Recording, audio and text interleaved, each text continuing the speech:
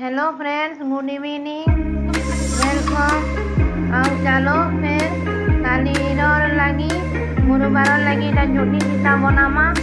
ଆଉ ଝୋଟି ଚିତା ବନଉଥିଲି, ଏଇଟା ଲେବରିଆ ହାତେ ହେଇଗଲା, ନାଇଁ ଜାନି ପାରିଲି କ୍ୟାମେରା ଟିକେ, ସେଥିଲାଗି ମାଇଣ୍ଡ ନାଇଁ କରବେ, ସେଥିଲାଗି ସରି, ଲେବରିଆ ହାତେ ହେଇଗଲା।